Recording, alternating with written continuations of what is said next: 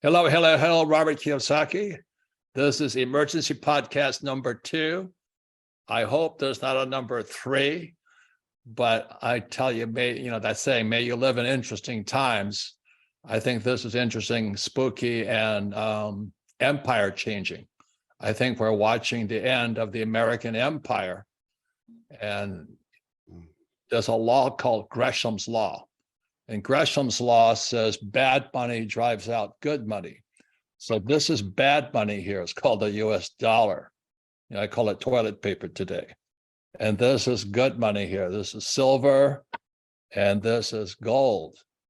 So what happened in 64 and 71, they took the gold out of this paper, toilet paper right here. And in 64, they took it out of our silver coins.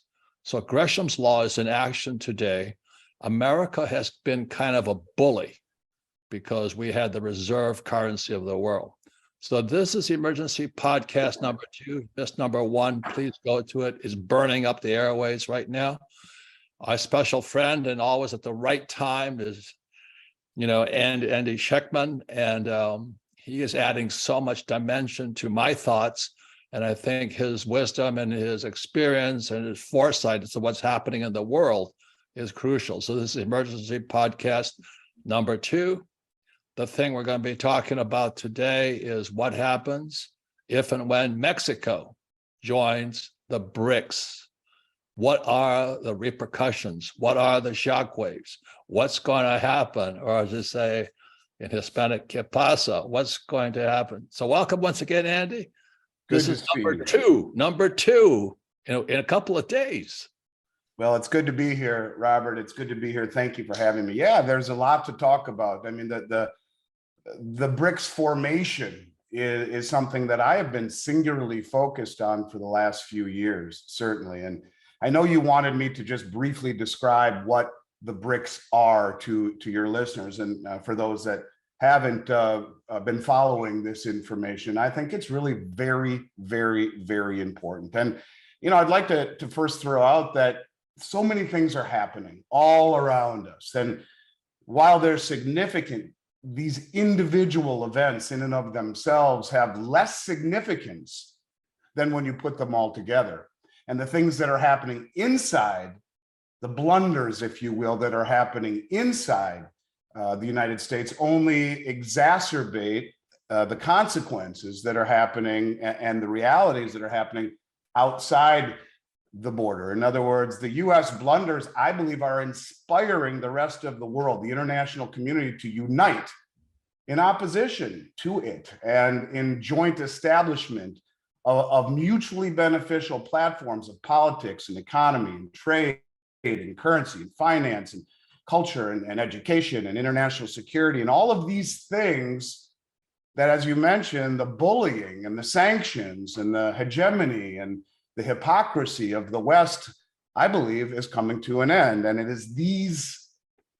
are those types of actions by the West that I think has squandered the good graces that we have had for many years of the international community. And when we talk about the BRICS. Wait 1 second. I'm going to summarize what Andy said.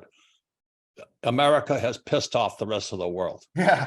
Yes. We've been the bully. We've been the bully with this thing. We're now a credit-based economy. In other words, we print fake money and we spread it throughout the world. But the rest of the world is actually producing the food, the gold, the silver, the machinery, and all this. So finally, the rest of the world said enough's enough. So I remember years ago, because I operate in South Africa a lot. I love South Africa. But they joined the BRICS: Brazil, Russia, India, China, South Africa. That was the original BRICS. And now they're gaining force and momentum.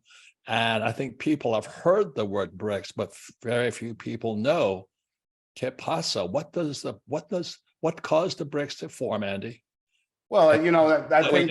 But what does it mean to us? Because otherwise, so what, Right. Well, and I think by the end of this discussion, people will certainly understand it. But you're right. Brazil, Russia, India, China, South Africa comprise the BRICS. And these are these are countries that are uniting in common interests and doing it without the bullying, if you will, of the Western hegemony. And they're beginning to set themselves apart from the rest of the world. And, you know, what really started me, my awareness to this was the rise of the Chinese Belt Road and Rail Initiative, which is the largest infrastructure and human project. Wait. Go back to the BRICS. What does it mean? Because we go into the Belt and Road, we're going to lose a lot of people right now because that's a whole nother discussion. But what is a BRICS? What does it mean? Why do you think they're so important today? I mean, they're the most powerful force in the world today. Well, and that's kind of what I'm getting at with talking about the Belt Road is this coalition of countries standing up against the Western hegemony. And that's really what it is. You know, it's not just Brazil, Russia, India, China, and South Africa.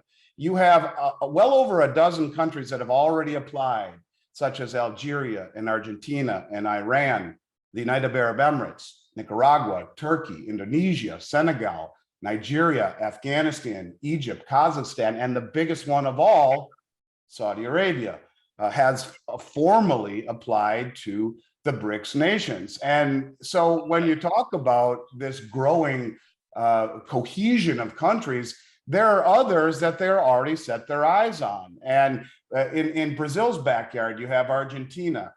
In Latin America, you have Nicaragua. In Central America, Algeria. You have Egypt. Excuse me. In near South Africa, you have Algeria, Egypt, Iran, Saudi Arabia, as we just talked about. The United Arab Emirates, Nigeria, Senegal, Afghanistan, Kazakhstan, India, Indonesia, Thailand. All of these countries and their neighbors that are growing together are forming a massive, very imposing, not only from a GDP, but you put all these countries together and their military might is very, very strong as well. And they're talking, those are the BRICS plus. Now they're talking about adding more countries, including Costa Rica, El Salvador, Guatemala, Honduras, Panama, Bolivia, Chile, Cuba, Ecuador, Peru, Uruguay, Venezuela, Azerbaijan, Mongolia, Kazakhstan, Turkmenistan, Uzbekistan, Pakistan, Sri Lanka, and Vietnam. The list goes on and on and on. And what is so what that means is right now they're dealing in this. Correct. In 1944, this became the reserve currency of the world right after World War II at the Bretton Woods, New Hampshire. Like I said, this is toilet paper today because this is now fake money. So the rest of the world is saying enough of you sending us your toilet paper. That's exactly right. You take our materials, you take our production, you take this, and you send us this trash here. So that's what Andy is talking about. Is so crucial. An average person can't see it. So now, can you go into the Belt and Road project because that's the right and equally as important to being forced to take the dollar is if you are on the wrong side of the Western. On the Western ideology, then you get sanctioned, you get kicked out of SWIFT. And this, the weaponizing of the dollar, I think is what has accelerated the union of all of these countries.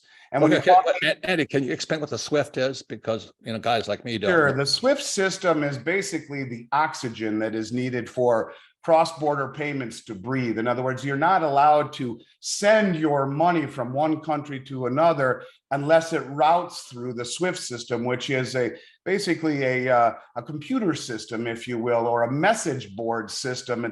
That allows banks to trade money back and forth and clearing through a U.S. settlement bank system. So in order to trade dollars, you have to have access to the SWIFT system. And if you are kicked out of the SWIFT system, you cannot trade dollars. And if you can't trade dollars, you can't buy oil and you can't sell your goods globally. In essence, it isolates you. Well, unless, of course, you're trading your Iran and you're trading your oil to China for the petro-yuan bond, which is immediately convertible. But what happened? But didn't America exercise SWIFT? I mean, they punished a whole bunch of countries just recently. Absolutely. And no better example than what they did with Russia, kicking them out of SWIFT. And you saw what Russia did in retaliation. They are selling their goods in gold and in rupee and for ruble and for yuan, and they are sidestepping. It is this bullying, as you said at the beginning, it is this hypocrisy that is making everyone come to the table. And before I talk about the Belt Road, I want to mention one thing that's really very interesting. We talk about the glue, right? The glue that makes all of this stick is the backing of a new system with commodities such as gold. So check this out. The gold holdings as a percentage of reserves, these are all countries that have either applied to the BRICS or are already in it. Venezuela, 82% of their reserves are in gold. Uzbekistan, 65%. Kazakhstan, 63%. Bolivia, 55%. Belarus, 40%. Turkey, 29%. Turkey was the largest importer of gold in the world last year and has continued that for the first month of the year here in January, being the largest importer of gold. And as of last year, when I put these numbers down at the very end of the year, Turkey had 29% of their reserves in gold, and that's grown. Pakistan, 29%. Kyrgyzstan, 22%. These countries are accumulating the glue that will make this cohesion stick. Now, when we talk about the Belt Road Initiative, which is very important to the whole thing, right? There's several groups that are all tied together like this: the Belt Road, the Shanghai Cooperation Organization, the BRICS, and the Eurasian Economic Union, where the Belt Road Initiative has every one of the 13 OPEC producing countries on the Belt Road, the largest infrastructure project in human history.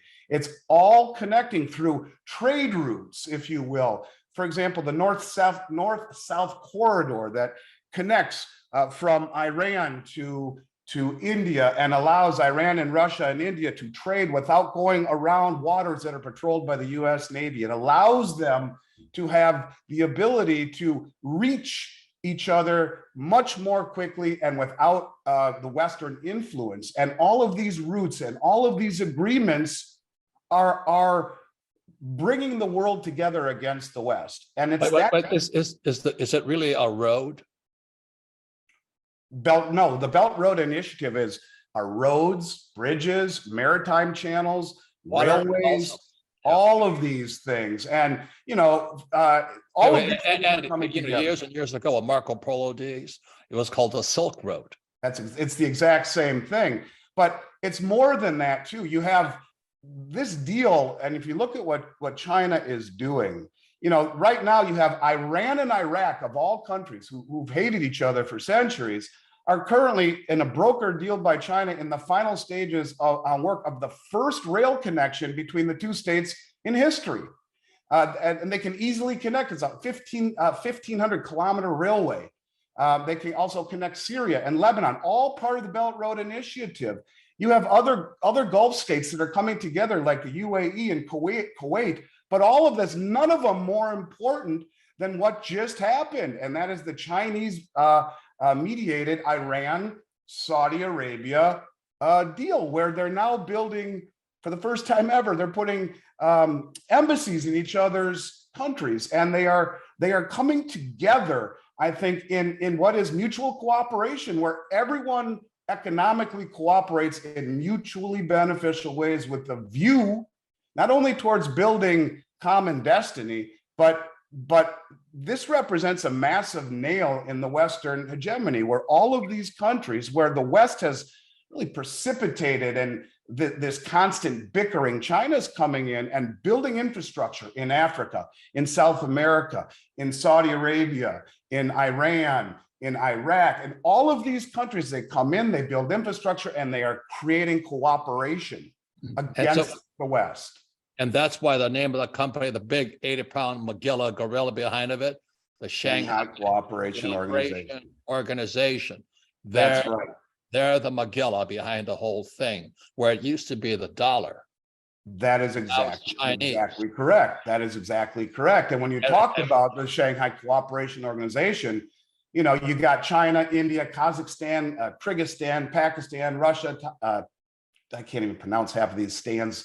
Pakistan, Uzbekistan, they're full members, but you also have, as dialogue partners, you have Afghanistan, Armenia, Azerbaijan, Bahrain, Belarus, Cambodia, Kuwait, Maldives, Mongolia, Myanmar, Nepal, Saudi Arabia, Sri Lanka, Turkey, Turkmenistan, and Qatar. They're all coming together. When you put all of these together, you're talking 80% of human population coming together against the Western hegemony. And the glue that will make it stick is the pledging of commodities to the system. The Shanghai Cooperation Organization has told the world that they want to have a settlement currency for the entire Eurasian landmass backed by gold. And the BRICS. Something what Andy is saying here. See, for years, we've been able to ship this toilet paper throughout the world. That's right. And that's Gresham's law. When bad money chases out good money. So what the US has been doing for a long time, they've been shipping people toilet paper, and they've been shipping us commodities like wheat, grain, oil, food, gold, silver, finished goods, and things like this. So that's Gresham's law, and the world said, we've had enough of this. And so years ago, when I was in South Africa, I heard South Africa join. I said, what are these guys? And now it's coming bigger and bigger and bigger and bigger. And what Andy is talking about, the Belt and Road, is not really a road trade route, it's a supply routes. They can be a water trade. It's called the sea routes also, because that's what I went to school to do, is drive ships for the supply chains throughout the world.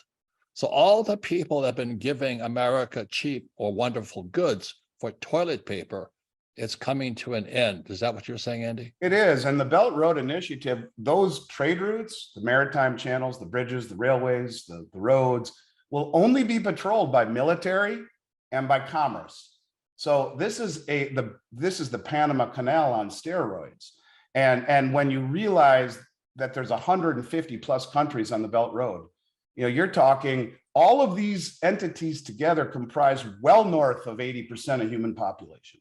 Right. And this is a big deal because these entities are not going green, and we are. And when you see Saudi Arabia join this union, not only the BRICS, but the Shanghai Cooperation Organization, and with the rest of OPEC on the Belt Road, it starts to come together like, whoa, they're going to say to the world, hey, we're done with just taking dollars.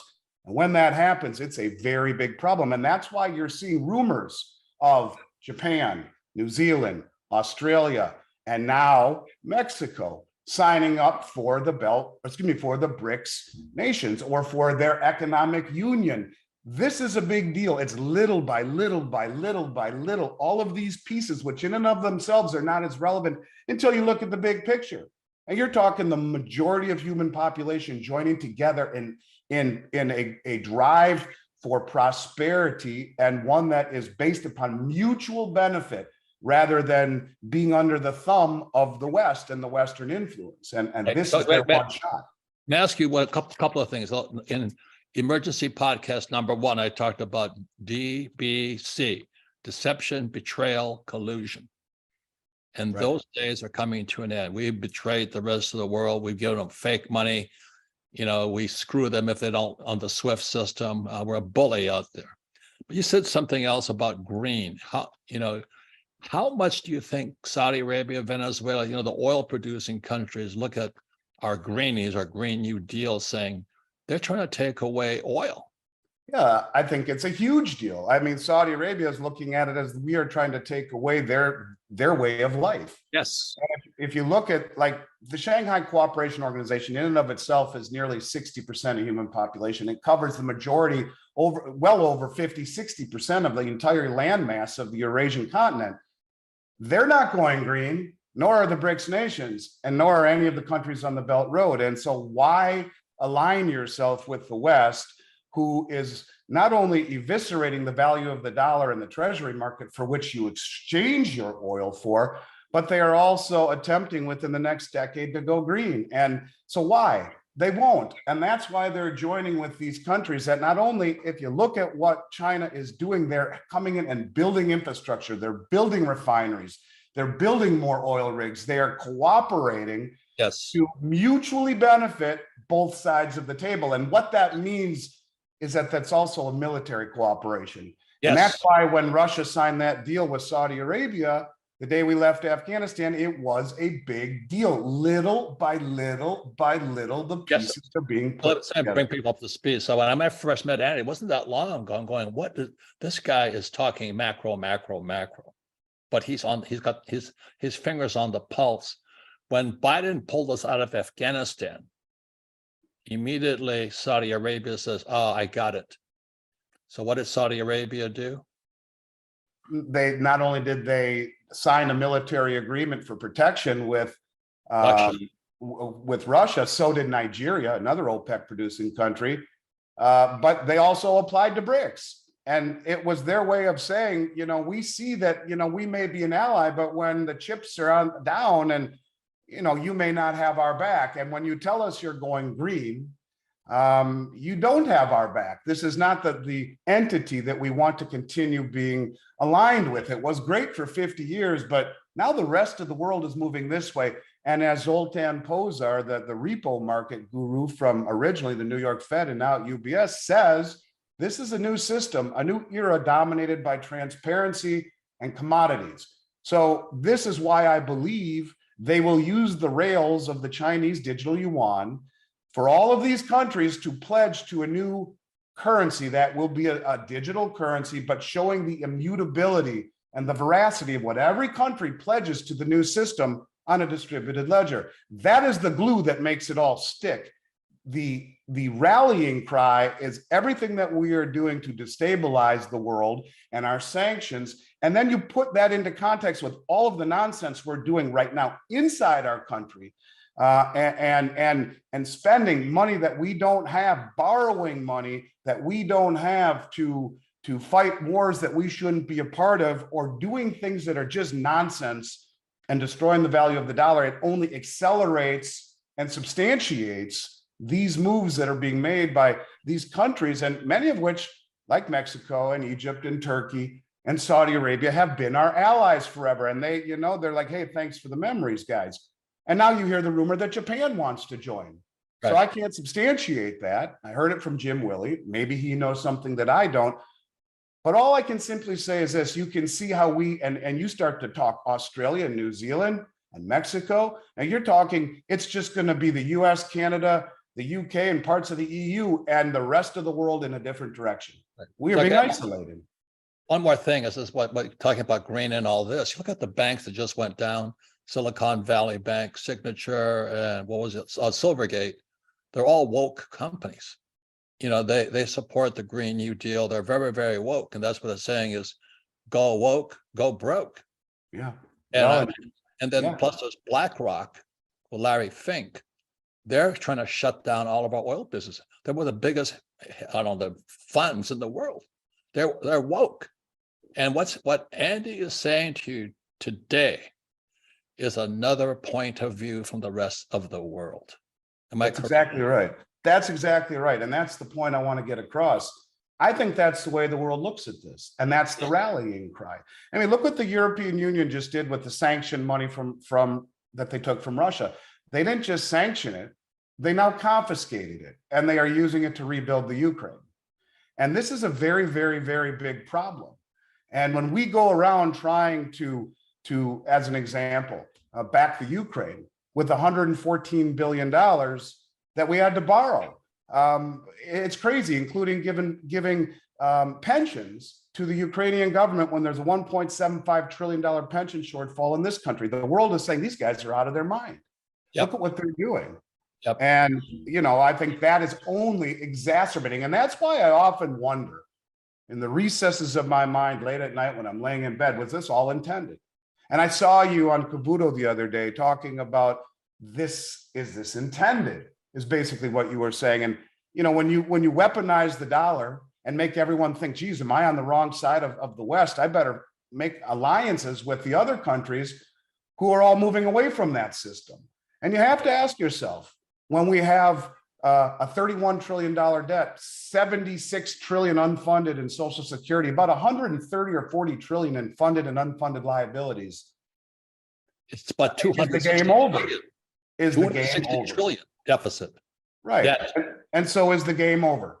And so by doing what they are doing, were they finding a scapegoat? Xi Jinping Saudi Arabia, Russia, the OPEC countries, are they finding a villain that they can point to? Where most people in this country, that's all they need to hear and they'll believe it, instead of realizing that the brain dead monetary policy of the West and our bullying of the world has led us to this point. And I think that's what is bringing everyone to the table, and what makes it work will be the backing of commodities and the immutability and veracity of those commodities. If they do it right, pledge to a distributed ledger with auditing done and transparency, and like that, it's over, because the world will dump dollars if they no longer need to own them to buy oil, and flock to a system Right. of mutual beneficial understanding and cooperation and transparency. So let me say it again. This is Gresham's law. Bad money, this toilet paper, chases out good money, real money, gold and silver and things like that. So what's happening now is the BRICS are saying no more of this garbage, because you be printing this stuff. That's called counterfeiting. That'd be like me going to your restaurant and giving you fake money, and you're giving me real food, real service. You have labor cost, taxes, and all this stuff, but I keep giving you fake money. And that's what the United States has been doing for years now, especially since 64 and 71, when they took silver, replaced our coins, and gold replaced this fake dollar. That's what Andy is talking about. And the world is going to say, we're going to put the world on a real money, a real commodity, oil, food, things like this schedule. So this thing is trash. That's what you're saying, isn't it, Andy? It's 100% what I'm saying. And for the first time, only a decade ago, and especially in and of themselves, these countries would not have ever been able to stand up to the West. That's why you hear people say, well, it's the cleanest shirt in the dirty laundry hamper, or as Doug Casey says, the prettiest mare at the slaughterhouse, that being the dollar. No one has ever been able to stand up against the West. But this union of countries joining together for mutual beneficial relationships, mending broken fences, centuries old, Iraq and Iran, Saudi Arabia and Iran, these countries that have hated each other are now rallying against the old saying, my enemy's enemy is my friend. And if you can wait, we got to say that again. Who is Iran and who joined are now friends? Iran and Iraq are building the first ever road and railway between the two countries. And Iran and Saudi Arabia have just, on behalf of China's brokering, have just started new relations, putting embassies in each other's countries. They are beginning to find a common ground. And that's the thing, is that they're finding a way to cooperate. And that's the most important thing, is that's what the Shanghai Cooperation Organization, the Belt Road Initiative, and the BRICS is about. That's the rallying cry. Let's all get over here against the West, against the big schoolyard bully. But the way to make it work is to make everyone have equal footing. Like if you look at the BRICS, and I don't know how many years each one has, but their presidency rotates. It's not one central player like China. It rotates. This year it's in South Africa. And I don't know how many years they hold it for. I should figure that out.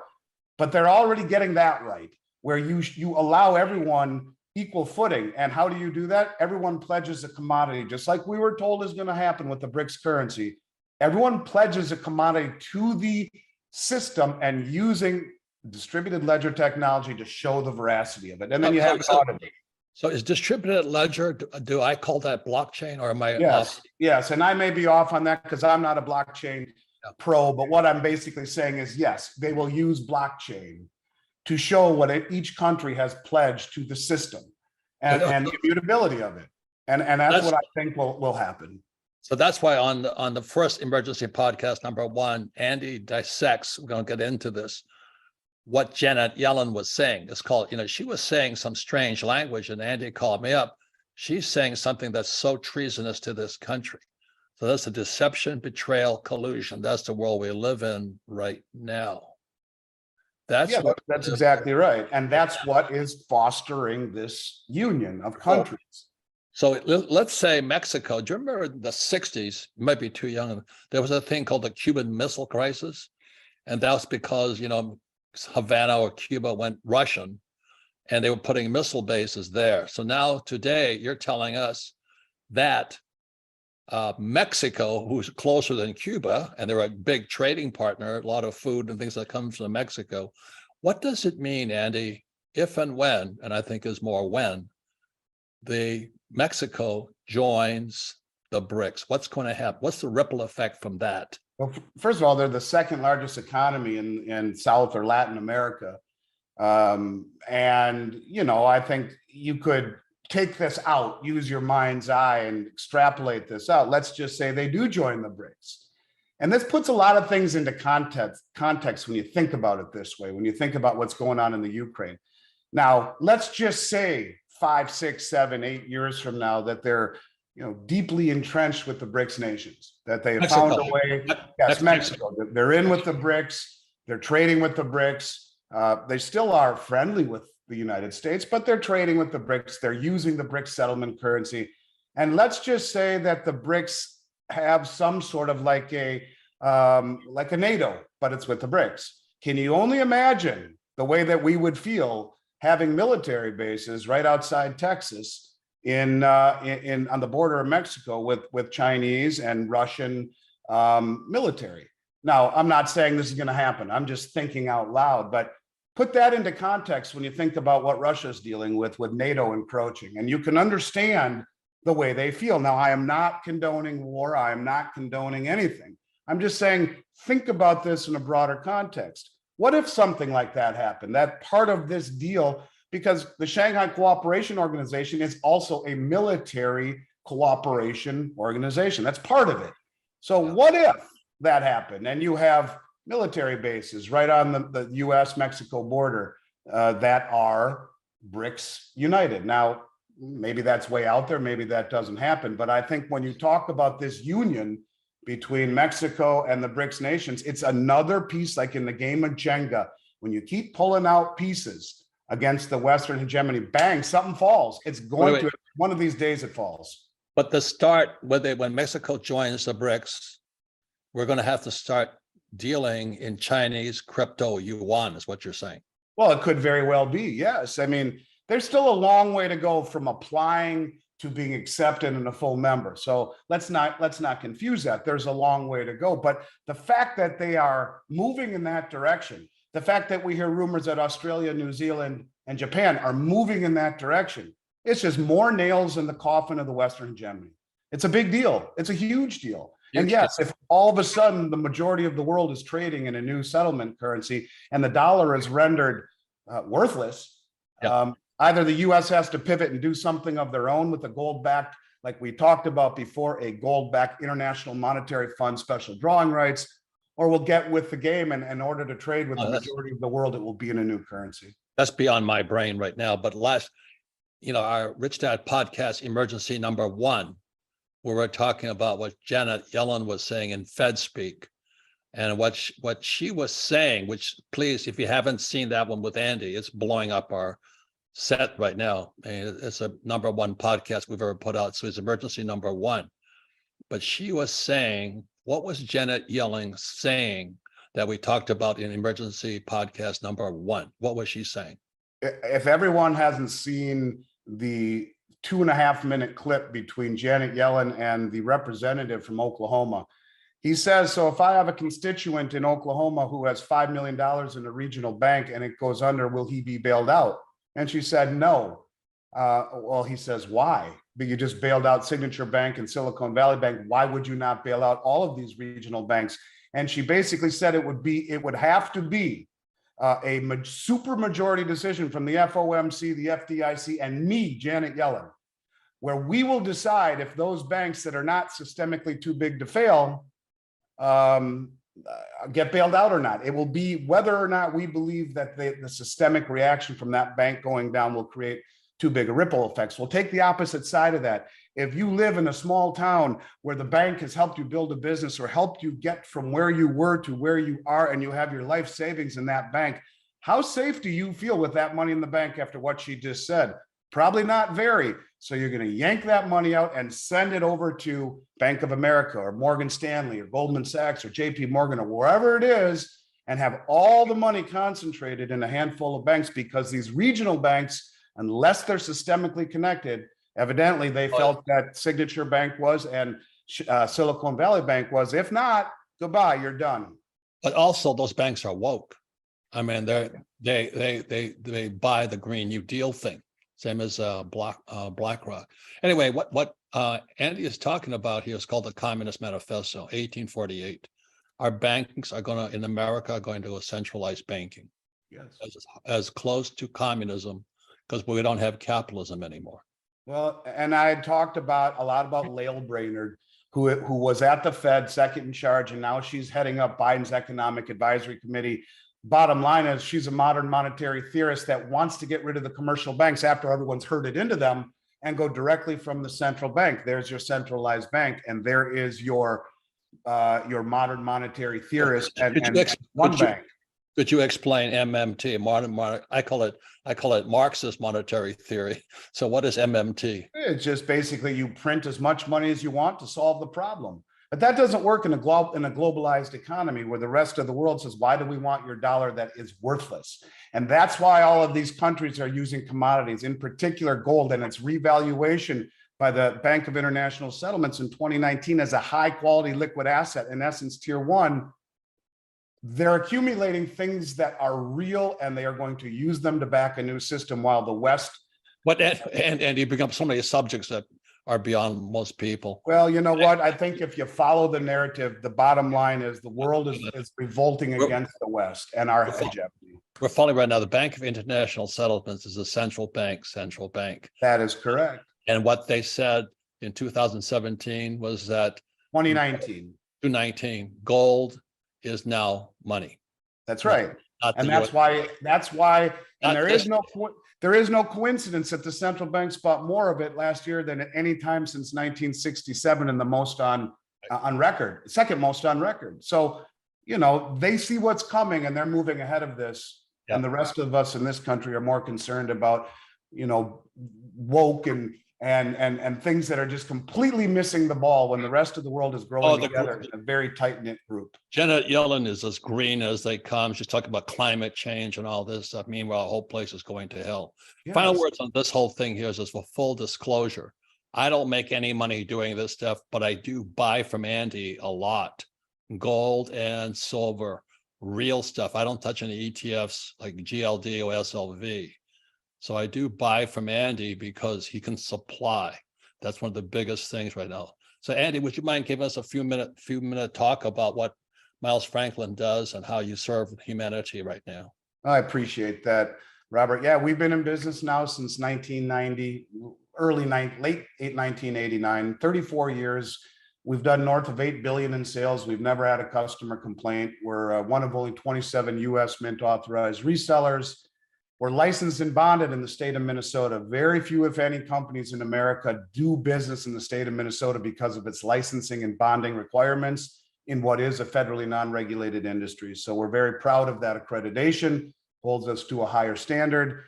We sell precious metals. Our website, milesfranklin.com, is in the midst of an overhaul. It's been a really challenging experience to get the new site up and running. We're almost there. A lot more involved and complicated than I had ever imagined. And anyways, so in the meantime, if people would like information on protecting themselves with precious metals, we will not be undersold. We will make sure that it's a wonderful experience. And all you need to do for now, you can go to our website and check things out. But those prices will, the inventory on the old website is not up to date. Call us or send us an email at info@milesfranklin.com. Say Robert sent me and request an inventory, a current inventory. You will see our prices will be as good or better than anyone in North America, and we will make darn sure it's a good experience. So it's not only that, you offer storage facilities, which is, I believe we are the envy of the storage industry with our storage program with Brinks in Montreal, Vancouver, Toronto, Los Angeles, Salt Lake City, Miami, and New York City. We have exclusives from them that no one else has, including fixed rate billing and the only safe deposit box program in North America in Toronto and Vancouver inside of the vaults. So yes, we do have storage, and you know, we take this relationship with you, Robert, very, very, very seriously. When people contact us from you, they're treated as family. So I appreciate the trust very much. And just FYI is what our, when Rich Dad put it, I said savers or losers. And what Andy is talking about, why I've said that years and years ago, 25 years ago now. Yeah, if you save in dollars, you will be a loser. And, Oh. and look what's happening to the value of the dollar. It's being destroyed. This is real money. This is toilet paper. But the other thing you don't want to say, you keep your gold at home because you'll be visited immediately. It's not the brightest thing to do. So Andy is full service. And yeah, absolutely. For some of us like you and I, we have no choice but to use storage facilities. For other people, if you can hold it yourself and remove all counterparty risk, remember, gold and silver are some of the only assets in the world that are not simultaneously someone else's liability, like that dollar, like your deposit in a bank, like a security, like a bond. Those are all have counterparty risk. Holding gold and silver in your own possession is the complete and total removal of counterparty risk. And I believe you have a greater chance of being ripped off by the system, by the banks, by everything than you do by someone coming to your home thinking you have gold and silver in it. So the whole point here is this: for the Rich Dad company, thank God we're a very profitable company. But what we're doing is to make sure our workers, our employees are paid. We don't save this. We store gold and silver coins. So it was with Andy, and if we have to, if a push comes to a shove, and this thing, I don't know what's going to happen to this thing because it's toilet paper, but our employees are protected because Kim and I, as the owners of the company, want to make sure that our most valuable asset, which are the people that work for us, are taken care of. So that's how much we believe in what Andy's saying and what he does. So anyway, final words. But anyway, I appreciate our friendship. It comes at the right time, because I didn't, you fill me in on all of this stuff. So final words, Andy. You know what? I think, Robert, the bottom line is you don't have to be an economist to know something's not right. And take a step back and look at what all our allies are doing, and look at what being the world reserve currency, a la the petrodollar, has done for this country. It's been an extraordinary gift, and we've squandered it. And I think we've squandered the good graces of our foreign creditors, and the rest of the world is looking to a new mutually beneficial relationship that the West is not part of. And basically what that means is, if you're not a contrarian, you're going to be a victim. And if all of your wealth is held in dollars and dollar-based assets, you're destined to go broke or have your money taken from you by a bank that has made poor decisions and goes upside down. So again, I make no money from this. I am a customer of Andy. They're fantastic service. It's Miles Franklin, but I make no recommendations. Thank you all for listening to this. And please listen to Emergency Podcast #1 about Janet Yellen. I mean, she's an evil woman, in my opinion, But anyway, what they're planning for us. And this is Emergency Podcast #2. Hopefully there's no #3. So Andy, thank you very much. And thank you, Robert. I look forward to seeing you in person in a couple of weeks. And you stay well. And everyone out there, get prepared. Check it out. Do a little research. Look at some of the things that we were talking about in this podcast and Google them and read about it. And I think you'll see that this is getting real, and the speed at which it is increasing is really the frightening part. So thanks for allowing me to chat with you again today, Robert. Thank you. I'm always here if you need me. Thanks for letting me dumb it down to my level here, because that's how we learn, Anyway, what Andy is talking about, April 6th, 7th, 8th here in Scottsdale, Arizona, the Rich Dad Company is putting on a 3-day event, and it's my real teachers. Andy's going to be one of them. Unfortunately, it's sold out, which is a good problem. But you can still go to the website, April 6th, 7th, 8th, Scottsdale, Arizona. All right. Thank you all very much. This ends Emergency Podcast #2. Bye. What did you hear in her DBC? Deception, betrayal, collusion. That is happening because depositors are concerned. Because you're fully insured no matter what the amount is. If you're in a big bank, you're not fully insured if you're in a community bank. They will pile that money into the reverse repo market.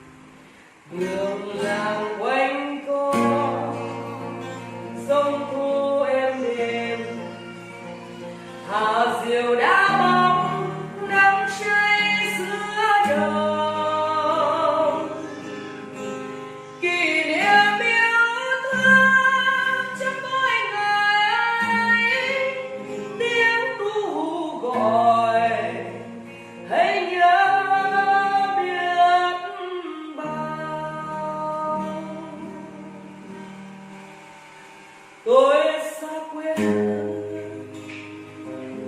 bao năm tháng qua, nhưng trong trái tim không bao giờ xa.